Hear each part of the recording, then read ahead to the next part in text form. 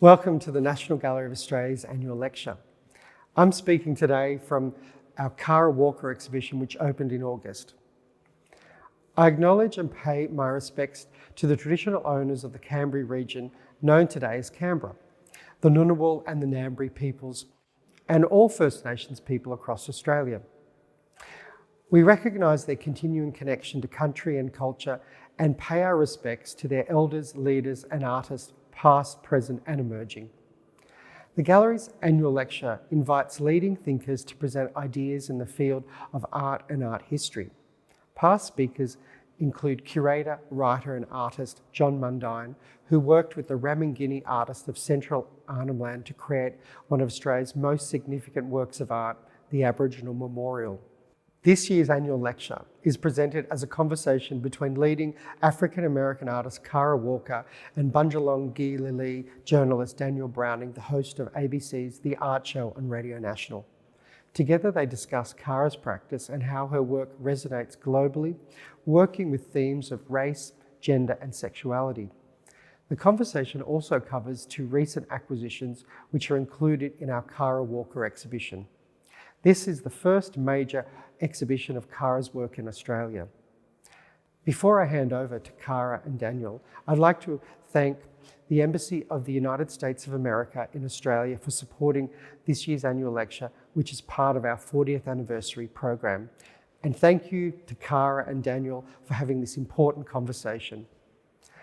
The Gallery's Kara Walker exhibition is on display until the 5th of February, and I hope you all have an opportunity to see it in person. Thank you. Hello and welcome to the National Gallery of Australia's annual lecture. My name is Daniel Browning. I'm the host of The Art Show on ABC RN. I'm also the ABC's editor of Indigenous Radio. So today, the annual lecture is not so much a lecture, it's a conversation between the artist Kara Walker and myself. And over the next hour, we'll explore two acquisitions by the NGA and the first monographic exhibition of her work here in Australia. Project 2, Kara Walker, draws upon 2 decades of practice by one of North America's most influential contemporary artists. The exhibition explores complex narratives of race, gender, and sexuality that run through Walker's signature black and white imagery. Now, coming to fame in the mid-90s, Walker's internationally recognised for her graphically striking and wryly humorous representations of the racist imagery, systems of power, and harrowing stories that accompany colonisation as it emerged in the United States from the time of slavery. I would like to now self-describe. I'm wearing a black leather jacket with a grey hoodie. I'm wearing glasses and olive green pants with black boots. So Kara, I'd like to invite you to self-describe as briefly or as voluminously as you like. I'm Kara Walker. I have short cropped salt and pepper hair, and I'm wearing a black sleeveless dress. Thanks so much, Kara, and welcome to the NGA annual lecture, and a conversation with me about a whole range of things. Now, a sweeping question to start with. How would you characterise your work in terms of form and subject matter to a viewer who perhaps isn't familiar with it or hasn't seen your practice evolve over the years? Oh, I've been so coy about describing my work out loud to people over the years. It's it is an attempt at using a drawing, cutouts, film, on a range of different practices that's kind of stems out of an interest in the stories that we tell ourselves about who we are as a people, let's say, as a person, myself, an African-American woman, in a particular period of time, and how I and we got to be here. I think that my work draws on a lot of pre-existing narratives of identity formation and looks at the sort of mythologies and stereotypes within those and searches sometimes vainly for some kernel of truth or understanding or something like that. Yeah, I love this idea that the work is doing something.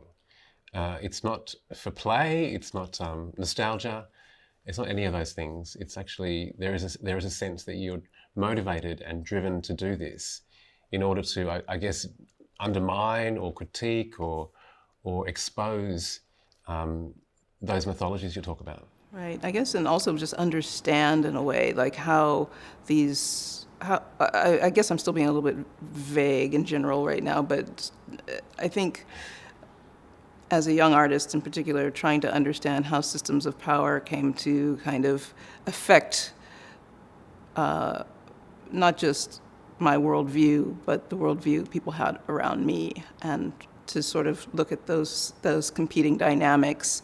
And because I had a painting practice, or wanted to begin, exploring these topics through a painting practice, and I sort of head-butted against a narrative of, or histories of racism within the kind of art historical context. Now, the acquisition by the NGA of these two works is a major coup for the institution. How do you think some of the global questions that your work speaks to, and the contemporaneity of them, how do you think it translates in parts of the world where you've exhibited, perhaps outside of America? I'm interested in how you see your work and the way it's been received over the years. I think it depends on where we're talking. I mean, I think I've never traveled to Australia, but it's a country that has part of the colonialist project, the British colonial project. And I think that a lot of the countries that are, including not just America and the Americas, but who are really exploring their relationship to post-colonial critique, are really invested in the work in a way that's different now, really, than it was in the 90s, to be honest, because I think that when I started out, there was a kind of glib misunderstanding that I was talking about something that had to do with a Black problem or an American problem. But the way that the work is read, I think, is a little bit different from place to place. I think that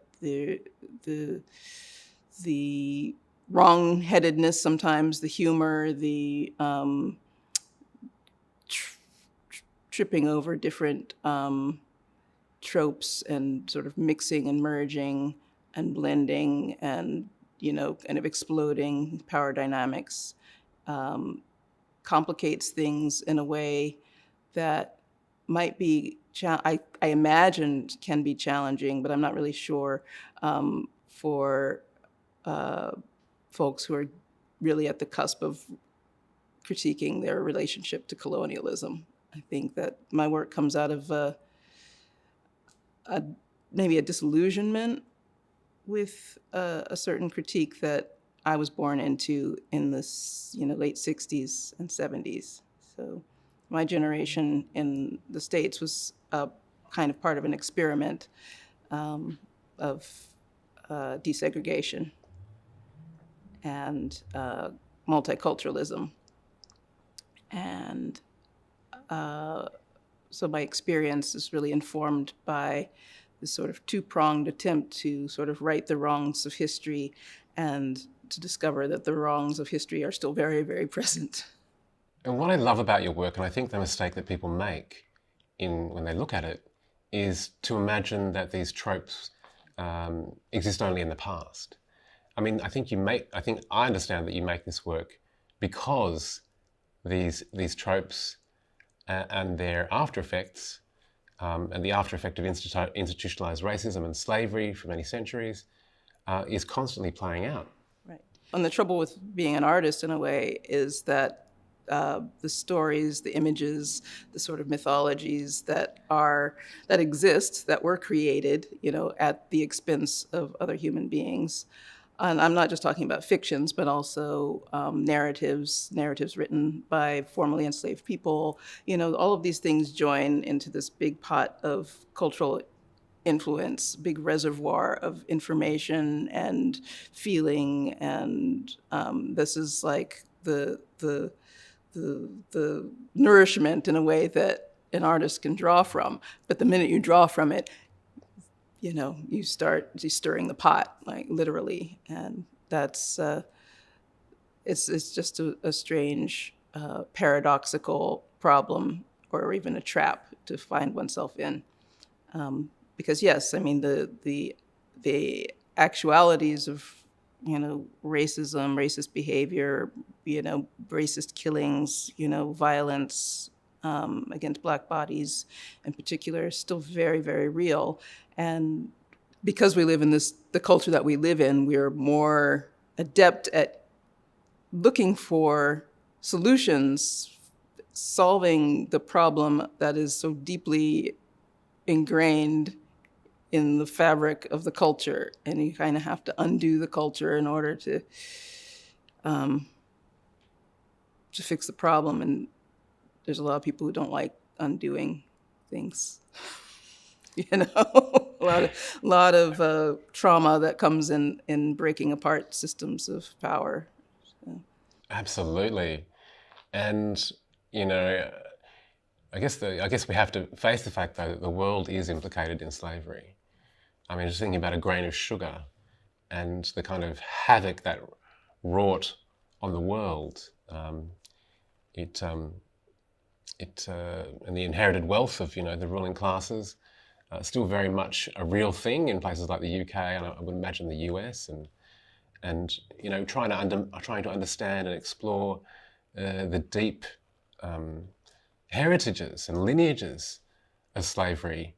Yeah, I think I guess where some of the paradoxical stuff, again, like talking about like going into this reservoir of not just information is the wrong word, but this wealth of material that exists with each one of these power institutions is I feel like part of the project and the problem of my work, and maybe the problem of receiving the work, is that it kind of exposes us to our culpability in some ways, even as people of color, of like, eating some sugar, or or participating in some way, going to Buckingham Palace or whatever, like looking at the emblems, even as you're critiquing the emblems of power, sort of being a little bit in awe of like the god-awful audacity of it, the grandiloquent show-offiness of it, and and what it all represents, and like what bodies are sort of buried beneath the statuary, that are hidden. Now, that wholesale trade in human life that lasted for centuries, the European powers were all participated or benefited directly or indirectly. Now, I want to talk a little bit more about how you see the kind of after images or the mirrors or reverberations in daily life for Black people in settler colonial states, and even in the mothership of imperialism in the UK, throughout the world, in fact. But I want to understand how do you navigate that history, that turbulence, through the work? I mean, you talk about it as an attempt to unpack and explore the two forces, the multiculturalism and desegregation that you grew up with, this experiment, and also the actual legacy of history itself. Right. I mean, I think that if I didn't have artwork to do, I don't know exactly what I would do. I think because of the in a way, it's, I'm going to say complexity, but it's very simple on the one hand, that wrong is wrong, but I think that when it comes to sort of thinking about being an artist, for instance, entering automatically into this kind of, I entered, let's say, automatically into a very Western tradition of art making without really realizing it at the time.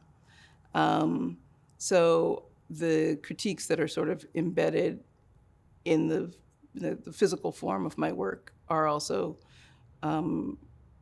reflective of this conflict I have of wanting to be an artist in this Western tradition and not really being able to fully embrace that because of the legacies of exclusion that are present within. and the sort of need to kind of navigate this very thorny, murderous terrain with a kind of an eye towards the beauty of Gauguin, for instance, and a jaundiced view of the whole enterprise, the whole art making enterprise, and I think giving it up isn't an option. So for me, what's the way through? How do we find solutions to the problem of wanting to explore, these global histories, art histories, personal histories.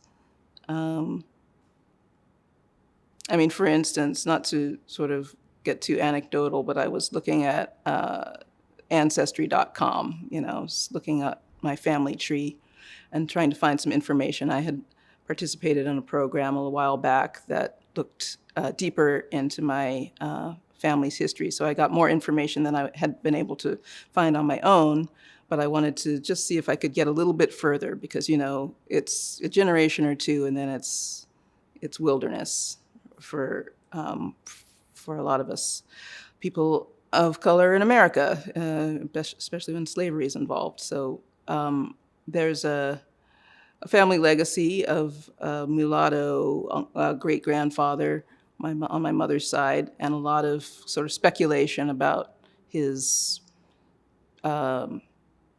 his parentage, and some of that came to light in the program that I watched. And that's the thing. It's these histories we can't. If you're a person of colour or a person of your background or my background as an Indigenous Aboriginal man, and also the descendant of South Sea Islanders who were forced to work in the cane fields here in Australia, you can't. It's written in your body. It's impossible to kind of get up and walk away or discard that. As much as you may want to, we kind of have to. We don't have to perform this, but it is part of our lives. Right, and people pick and choose in different ways, right, to explore, expose, or deny, or reject. Yeah, and there's very many different ways to live this life. And you've obviously kind of gone on a journey, and as many of us do, trying to understand the past and how it reverberates in the present. But how would you characterize that journey? Growing up in that kind of desegregated world that was trying to pretend like there were no differences and everything was flat and we're all equal, to where we are now. Well, I think my experience was very starkly bifurcated by a move, which I've talked about in the past. But my childhood was spent on the West Coast here in California, which I think, looking back, had a kind of a progressive, rosy outlook. So despite the fact that I was bused to a new school, many of my friends came from a range of ethnic backgrounds, spoke a range of different languages in their own home, and we all came together as friends and as equals in school. And so it really wasn't something that I thought about. Race wasn't something that I thought about until we moved to Georgia, which is sort of the ancestral homeland of my parents' families down in the South. And I think a lot of my thinking around race and these issues was informed partly by that move and partly by my ingrained childhood stereotype of what that move would mean, which is to say I had no connection really to the family in the South whatsoever, nor a connection to what it would be like to move there. But I had a deep fear and nightmares about what it meant. And so I think that there's something really, like what would I have received, on the West Coast about Southern life is the same information that everyone else in the world received about Southern life, based on the news, the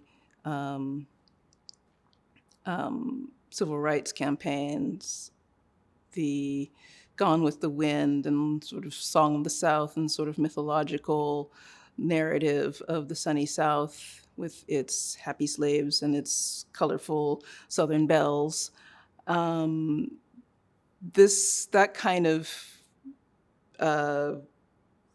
schism was present just in culturally. I think it was present for a lot of people. So I already had an image of what I was entering into before I had set foot in a place I had already had a mythology of the South before I had entered into an actuality of the South.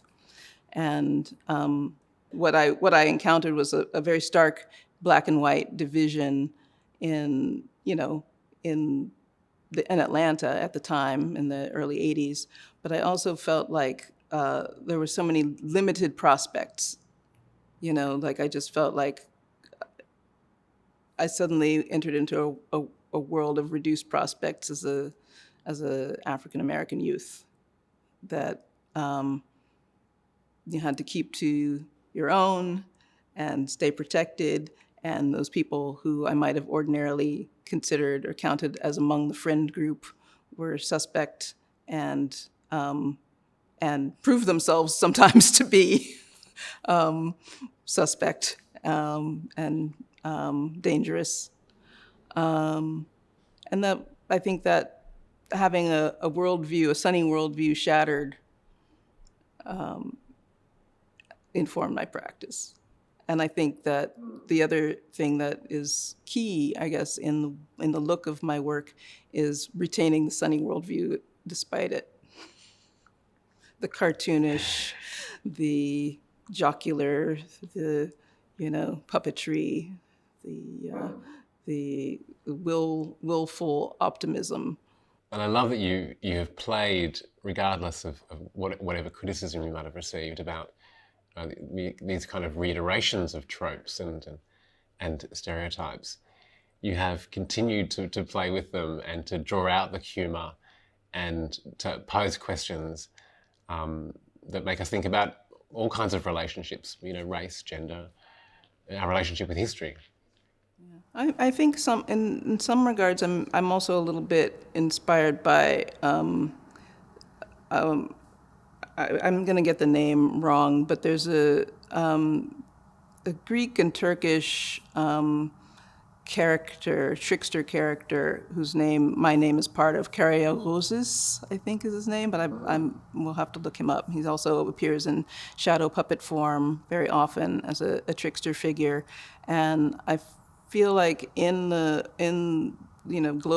there are oral histories and trickster figures who figure prominently, and they sit within and outside of any given culture. And I find that for me, in some ways, these caricatured figures occupy that space, and particularly in American culture. In the late 80s, there was a lot of collecting. A lot of African Americans started collecting these sort of black collectibles. So there was a conversation back then about what these stereotypical objects mean, what it means to have them in your home, what it means to take them out of circulation, or whatever they happened to mean when they were trafficked among mainly white people. And so it's just a curious thing to wonder why so many of these figurines were necessary. Minstrel figures and postcards and cartoons and photographs, and why was this kind of recitation of brutality so necessary in every format, if not to, in some way, not just undermine the people depicted, but provide some kind of psychic outlet for the dark unknowns of the ruling class, or the darkness they refuse to acknowledge. Absolutely. I mean, and there are resonances here with contemporary artists who accumulate what we call aboriginalia, these, I guess, racist depictions of Aboriginal people, which were, plaster statues, ashtrays, black velvet paintings. We were always depicted in these. I mean, these are works of the imagination. Of course, they are underwritten by racist mythology and white supremacy. But a lot of the Aboriginal artists working with these materials or objects kind of have a fondness for them and talk about rescuing them when they find them in junk shops, and then recontextualizing them. I mean, do you have that kind of relationship with the kind of tropes that you use in your work? Or? I think so. I think I do. When you make an image with a face on it, whatever that thing happens to be, it becomes something. Yeah. You, as a human, cannot help but give life to it. So I think that it does become important as a kind of, spiritual guide to look at these things and consider the object. I think before I was interested in the sort of racist object, I was interested in just those household objects, just as they exist in people's lives, because I did wonder from an early age what they were meant to do, what role were they meant to fulfill. And so I think I had already been projecting myself into any kind of random, mantelpiece objects, their forgotten status, and giving them something.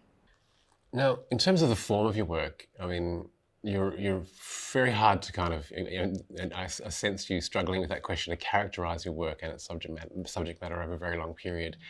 But, you obviously started out with the silhouettes, these extraordinary paper cuts, often life size. Your painting, of course, your painting is very, very important. Is there one medium which particularly draws you, or do you just latch onto that thing that is the best way to express the idea that you're having at that moment? I think these days it's really about finding the way to express the idea, which also means that I wind up going further afield than what I'm actually capable of doing. I think there's a little something to being unmoored that I both hate and need in my practice. So I untether myself from what's comfortable, because it should never be comfortable doing the work. Yeah. And so as a result, I have a hard time enjoying doing my work. But I think with the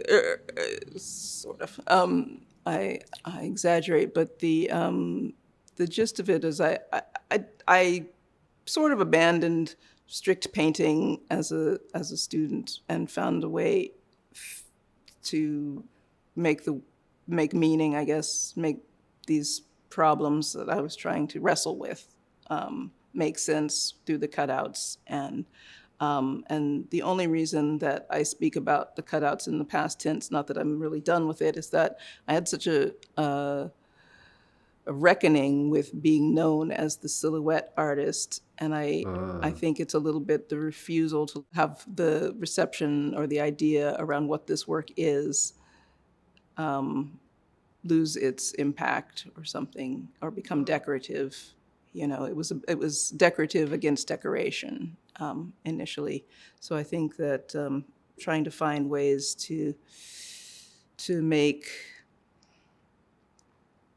meaning, but it keeps pushing me into other modes. The first moment actually was the piece Testimony that the museum acquired, just because I knew that a lateral transition to moving images, moving shadow puppetry made the most sense, but it took me a couple of beats before I knew how to just jump into it and do it as quickly and as rudimentary as possible, because I think it just had to be done, I just have to do it. Look, I really love that work, and I laugh out loud.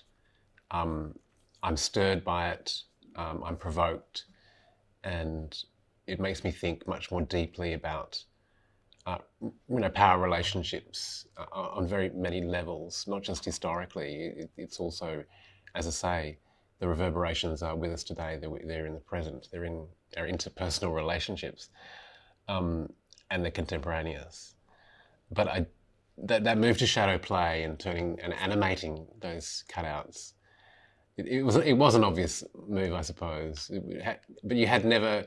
In the way silhouettes work, they don't have to move. They don't have to be shadow play. No, they could be. I mean, I think initially, I was doing a lot of reading and, sort of research on that format. And so it made, I kept running across like Lotte Reiniger and other sort of silhouette cutters who made animations. And I thought, well, of course I could and I should and I might, but the only thing that was really holding me back was having this painting practice that I never explored. I never picked up a camera, like that was really the gist of it. Did you make another film where you kind of employed where you animated the cutouts? Yeah, the Testimony was really the first one, and then each successive one I tried to get a little bit more technically advanced, very slightly. So the second film I made a couple years later was 8 Possible Beginnings, or the history of African America. And that was kind of like a shadow play in 8 acts or something like that, loosely based around Walt Disney's Song of the South / the Uncle Remus tales that Joel Chandler Harris wrote, and that kind of storyteller, the idea of becoming a storyteller, I guess, or the idea of myself being a storyteller. So I guess I am present in all of these films to some extent, because my hands are, in the frame, my face is in the frame. There's sort of no hiding, because it is again about this power dynamic. So, who is the master here? Who is being made to do my bidding? And yeah, just to kind of acknowledge that, I guess, or to show that up as one of the problematics. In one way, we're all under pressure to be something if we're not from the dominant culture or the dominant class. There are always projections that we are subject to, no matter how we try to free ourselves of those. And an artist, I guess, get short shrift. They get projected onto as well. Not nearly as damaging, though, I guess, is some of those kind of racist constructions of identity. How free do you think? How freeing has your art been for you personally in trying to just be a human being living in the world that isn't someone else's projection? That's a tricky question. That's interesting because it's because I see your work as a navigation through that, trying to understand how you free oneself from, from all these things that constrict you. Right. Well, you can see the comedy of it, right? It's like untangling a sweater and getting tangled up in the threads. It's a little bit like that all the time. I don't have the sweater anymore, but I do have all of the strings. I think that it's, on the one hand, absolutely liberating, right? Like to be able to even establish a practice that I, have to entrust myself with to some extent and have, people want to see it. And this is a privilege that I don't really take for granted. Sometimes I do. Let's be real. Like sometimes it's just You're like, I have to go to the studio. Like there's we all complain, but not too much. And I think that that reality, that I can do my work and answer these questions and have that resonate. And listen, sometimes people show up to my shows who've never been to an art show, and that is important to me. And it's I feel like I have to explain even more, because it's like, oh, don't look at this first, like here's some real artists by, responsible African-American artists or people of color that you should look at first and then look at all these things. And so I kind of feel like a responsibility in that way. But that, and then on the other hand, there's the feeling that I'm often fighting against type, or fighting against stereotype, or fighting against being reduced to being a role model, which is a funny thing to fight against, because I think it's one of the goals people might have is to, have an effect. But I think that in some way, maybe some of my I'm just thinking out loud, but I think some of my my ideas of what freedom as an artist looks like, it really includes a kind of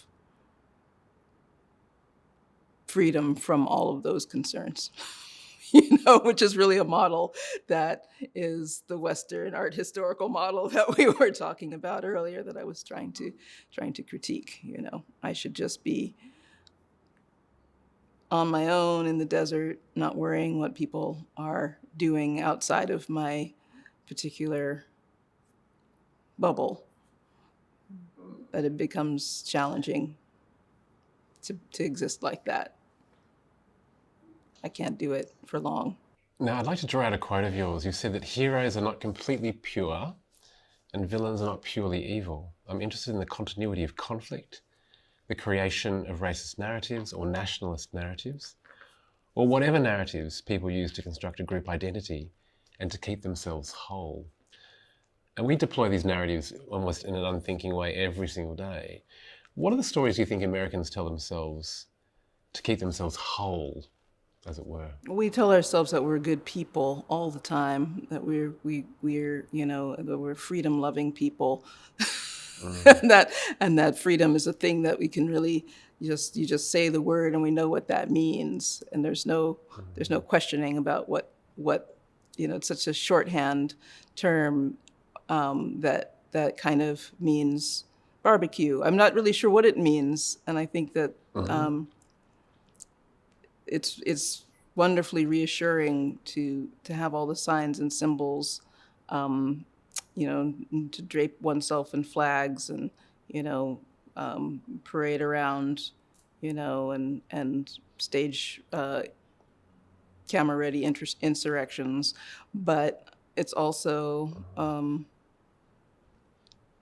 I just feel like there would be I kind of feel like I just want all of this country to go to therapy for like a big group therapy. But I also, in a way, feel like we're in it, like this moment, this last couple of years in particular, with since maybe 2015, after Dylan Roof went on his killing rampage, and we started really talking about Confederate memorabilia, Confederate monuments, these kind of relics from 150 years ago. Like, why are they still 170 years ago? Why are they still present in our stalking us in the present? Yeah, and I know that people have been talking about them in the past, but they really got a full head of steam, just in the last 7 years, to actually remove these monuments, to really question them. And I feel like that will towards therapy that I joke about is kind of happening in the face of, and it's happening with the kind of chaos and violence that that I guess is inherent in my work. I think that the dismantling of sort of racist ideologies engenders a kind of chaos and the sort of free fall of multiple people's identity formations, and it hasn't, we're not done, or it hasn't settled into some kind of workable format, where we can live together. Yeah, that's part of the contemporaneity of this kind of antebellum America that your work often describes. You're not simply representing a vanished world or just quoting images that you want to breathe or resuscitate and put back into popular culture. It's not a nostalgia project. And I think people perhaps outside of America may not understand the humour and the kind of the wit and sarcasm in the work. So I really wanted this lecture to be a way to give people a kind of a cue into understanding what was actually happening here. It's very subversive. The imagery is entirely subversive and fun and cheeky and critical, and it works on very many different levels. I think I think that these days I'm really trying to veer away from bitterness, because I think when the when the scales tip too far in one direction, it gets hard to be funny. But I guess a lot of comedians face that problem as well. Just looking for the way up from what seems sometimes like doom. I'm not to say that it's purely hopeless or anything. That one thing that I can sort of keep doing is trying to make work that kind of holds one's gaze for a while, even if it's to just wonder, what is this about again? Just as so it's not so much that it's a nostalgia campaign at all, but I think that there's a kind of a way of utilizing what looks to be nostalgia to hold the attention of the viewer who might rather turn away from the unpleasant subject. Now, the caricature of black bodies throughout history in literary and popular tropes, I'm thinking of Mammy in Gone with the Wind, the Aunt Jemima trope. They're relics in many ways, and they figure in your artwork in the silhouettes, but also in a very large sphinx-like sculpture made partly from sugar. It was a foam structure overlaid with, I think, 40 tons of cast sugar. It was a work in an exhibition called A Subtlety or the Marvelous Sugar Baby at the Domino Sugar Factory in Brooklyn in 2014. It was the largest public artwork, at the time, I think, the largest public artwork ever made or ever erected in New York City. Possibly. I don't know the stats of it. Certainly the largest public artwork I ever made. Give me a sense of the scale. Yeah, this scale, I think it was it's been a few years now, but I think it was about 33 feet high and maybe 75 feet long, in a gigantic warehouse space that was about to be demolished.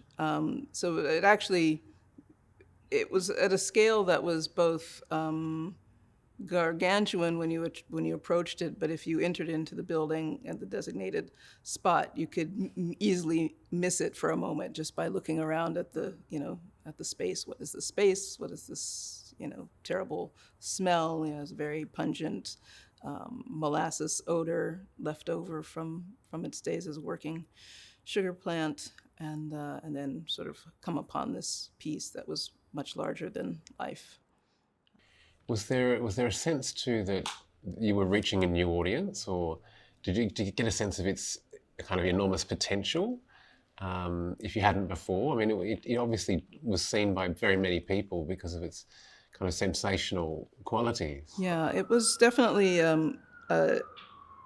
knew I was reaching a larger, different audience. I think I had to think about my work in a somewhat different way. And I think I still wound up feeling true to my own process and project in that it's very similar to the cut paper pieces in some ways, in its sort of impact or affect, that it sort of collapses multiple histories and narratives into a body, and into, a single body, and then there were multiple sort of figurine attendants that were more at a human scale. It had, the element of kitsch, the sort of element of surprise. It was very physical. It was very physically kind of repulsive and attractive, big-bosomed, large-assed, very sort of present labia at the back, on the back end. If you got to the back end, it was spectacular. It was unexpected, I guess. It raised a lot of hackles, but I think a lot of questions also around sugar and our ingesting of this, basically the sugar narrative. That's what I was thinking, is that we've been ingesting for 500 years, like a narrative that's not just about slavery, but is also about America. It's about the Americas. It's about the transition from Europe to the colonization of the Americas and the opening up of that trade in trafficking in African and indigenous bodies to produce this particular product that is global in its scope, and it's so desirable and so unquestioningly a part of our lives. I don't try to be a populist artist, but I think that there's an element that's just kind of like, oh, the Sphinx. Like, I was just like, oh, like, what is a big thing that people want to see? What is a wonder of the world? Because I really thought, well, sugar is a wonder of the world. There's nothing particularly natural about it. How it comes into being is a whole long process. Now, the central work in that show, an oversexed mammy in a kerchief. This is a trope that you have to kind of re-articulate in your work, and I always think there's a tension and a risk in reproducing any stereotype, even to critique them as you do.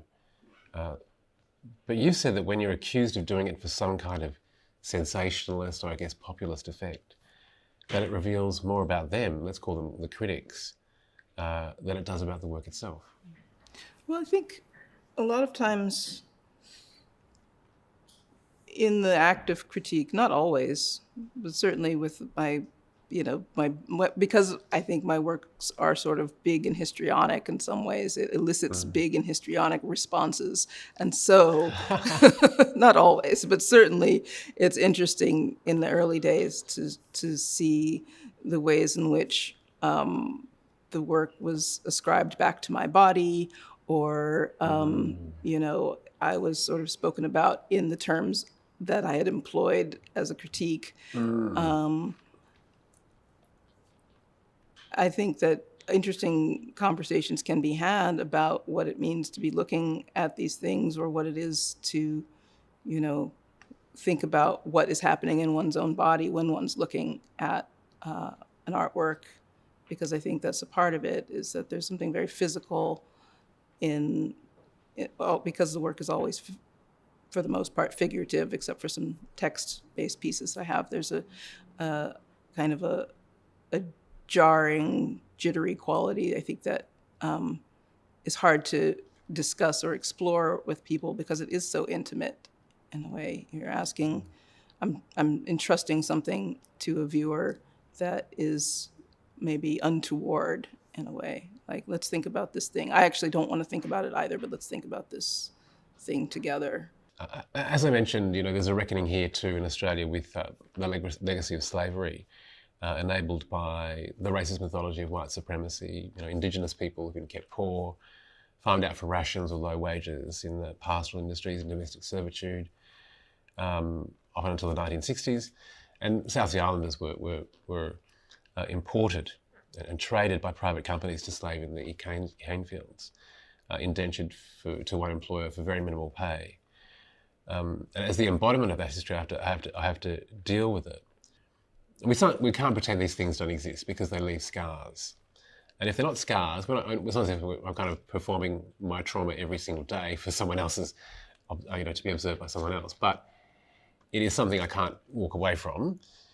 The Martinican philosopher Edouard Glissant talks about this right to be opaque and to not be identified always as something or differentiated as other. I mean, I don't know if you know anything about Glissant, but this idea that you should be unknowable and that you don't have to be someone else's projection. Yeah, it just touches on a particular kind of psychological state that I have been in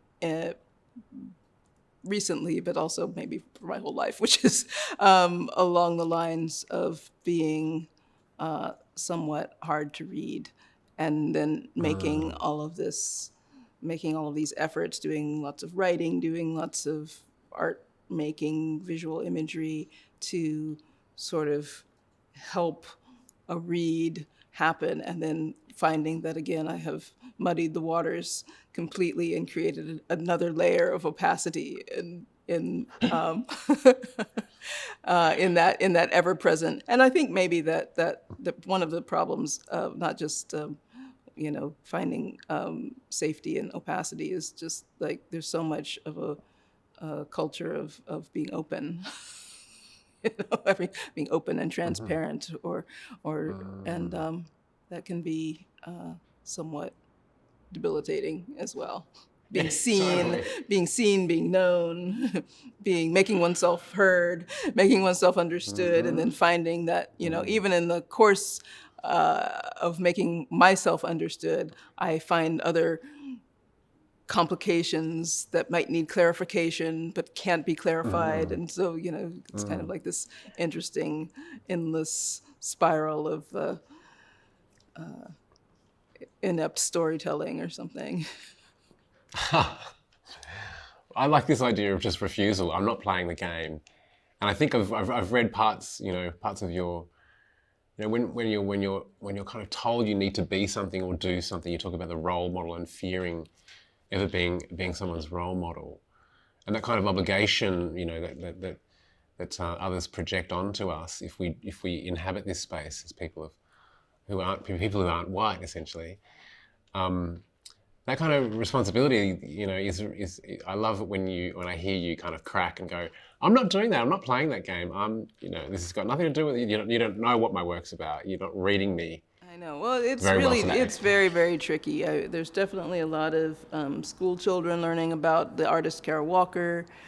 And so there's this kind of one entity over here, the role model, who is Black and a woman and making something in the public sphere. And then there's, a few X'd out versions of my work. There's a few sort of blots of black behind me that suggest cut paper silhouettes. But and then there's and then the reality is the disclaimer at the front of my show saying sensitive material, consider whether you want to or whether you want your children to take a look at this work. And this is, I guess, to be opaque or to be constantly changing. Or many things, to be many things at once. Now, when you imagine a viewer, do you think of a particular individual? This is someone that can read the work, who has to have certain kind of cultural information, or do you consciously make work, I guess, for other Americans, or for those people who have a share in what America came to be? I don't know. I think initially maybe I had a very specific image in mind, and that was an image from a postcard from the 19th century of this little black girl with sort of nappy hair and rags, and she's holding a big paper fan. And this was something that was given to me when I still lived in Atlanta, and I still have that postcard on my wall. But it's a very strange image to have on a postcard. It's a photograph. It says, it has a message underneath. It says, "Some class, eh?" And it's like double entendre, kind of, but also very kind of sexualized representation of this child who is actually also a real person, who's unknown and unnamed, and whose image sort of exists over a century. And I thought, this is maybe for her. I don't know. Again, it's a little bit like looking into an image, the face of an image, the face of or the face of an object, perhaps, and projecting. I think that if there's an audience in mind, it has also changed and shifted over my period of working, since I'm getting up there in age. I do think with the public projects that I've done since 2014, there's a little bit of a more amorphous view of, there's several tiers, let's say, of who may be looking at the work, and it sort of includes a very frightening mass of everybody who's on the internet. Yeah, I mean, because the work is photographable, shareable, and hashtagable, and so all of that has sort of transpired in the last decade of my working, and that has changed, I think, the way that not so much the way that I work or make my work, but it definitely changes the way I think the work might be seen once it's done. Were you surprised when the National Gallery acquired these works? I mean, it's not as if you have had a long relationship with the gallery or with Australia even.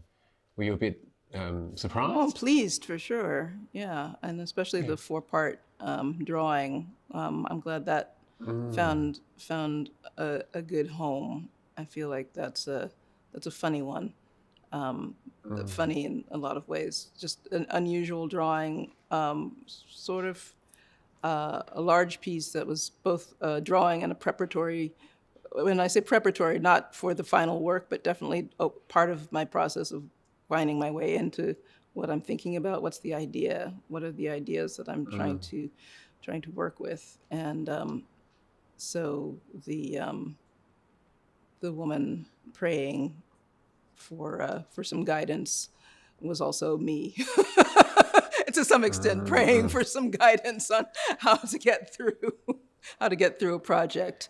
And so it needs a kind of a museum-like home in some regards. It does her good. That's the work you're about to change from 2019. There's a figure. Yeah, your world is about to change. A figure kind of, there's a ship, and then there's it's like she's landed somewhere. She's arrived. Well, I feel like the ship is on its. I feel like the ship is about to arrive on her doorstep. I totally misread it then. Well, that was my reading of it. Was really like she's saying, okay, what's happening here? What is this thing that's coming towards me? And they're like, your world is about to change. Yeah. And some of the spirits are like, hey, maybe you just see what they want, which is, of course, the big nightmare of the colonized people of the world. It's like, hey, maybe they just want to trade. They're just visiting. They'll leave. Yeah, they'll be on their way soon. Yeah. So. I love these kind of moments of contact. In fact, I've just written a play myself about this moment of contact between my ancestors and the ship that passed the coast of Australia. We go back to these moments, and they inspire us, and they make us think about who we are, why we're here, and I think these are questions that we deeply explore because we have, they're part of us. I keep going back to this, but I'm just really interested in. We don't have the freedom and the luxury of kind of just making art for its own sake. I'm trying. And talking about things. Yeah, I know. We'll get there. We're not there quite yet in global history. But do you kind of long for a time where you are free to create works of the imagination that aren't tethered to a past? Yeah, sometimes I try it, but it doesn't feel right. I can't say it doesn't feel authentic, or it feels like I'm avoiding something, or I'm So it's a little bit like, yeah, I could do it, but why? I mean, so once you know something, it's hard to not know it. But there's ways to find moments of maybe beauty or little unexpected twists that don't add anything particular to the historical or the political, but are simply there as a part of the piece to be felt, enjoyed, seen, for their own sake. A little flower, a cotton ball that doesn't have to look like that, a nipple, Well, Cara, it's been an absolute pleasure to kind of explore the work with you. Is there anything that you feel like I I haven't asked. Oh, you asked so many good are there any things. kind of- I'm like, whew. I just really love your work, and I love this irony and the sense of play and this idea that we don't have to be serious all the time, and that we're not embodying trauma every single and performing trauma for other people. Your work gives me a sense of freedom. Oh, thank you. So I thank you. appreciate it. Thank you. Thank you, Cara. And Project 2 Cara Walker is on display at the National Gallery of Australia until the 5th of February 2023.